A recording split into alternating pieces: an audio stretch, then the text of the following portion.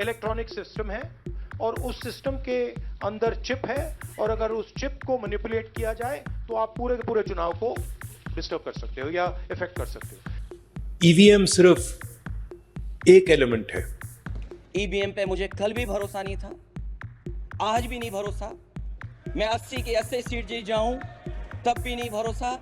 जब एक नंबर दबाया तो जो वीवीपैट मशीन है जिसमें से स्लिप निकलती है उसमें कमल का निशान आया, ठीक है। फिर 4 नंबर दबाया, 4 नंबर कांग्रेस का था, उसमें जो चिट वो भी कमल की निकली, जबकि कांग्रेस का बटन दबाया था तब भी बीजेपी की चिट। यानी बिल्ली खंभा नोचे।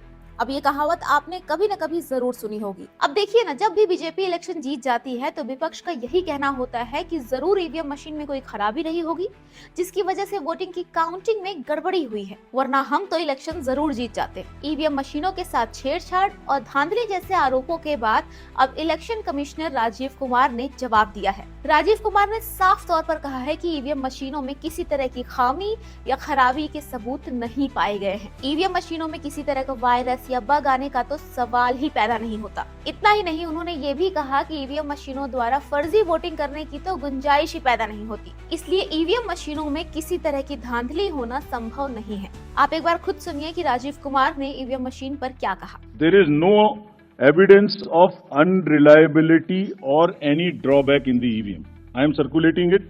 Please see the details. Details are there in the court orders. Court orders are here compiled. They are on our website.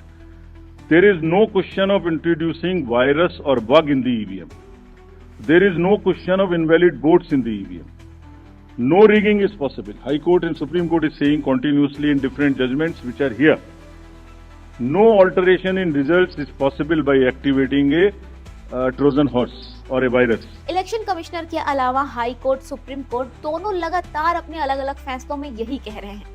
अब इससे ज्यादा किसी को क्या समझाया जा सकता है। ईवीएम मशीन वोट काउंटिंग के लिए एक फुल प्रूफ डिवाइस है, इसलिए टेम्परिंग के जो आरोप हैं वो पूरी तरह से निराधार हैं। उनका कहना है कि इलेक्शन से पहले हम इस बात को क्लियर करना ज्यादा जरूरी समझ रहे हैं, क्योंकि रिजल्ट आने के बाद इस तरह की बेबुनियादी बात को उछाला ना जाए। बता दें, दिल्ली में 5 फरवरी 2025 को विधानसभा चुनाव होंगे और वोटों की गणना 8 फरवरी को होगी। दिल्ली की सभी 70 विधानसभा सीटों पर एक ही चरण पर मतदान होगा।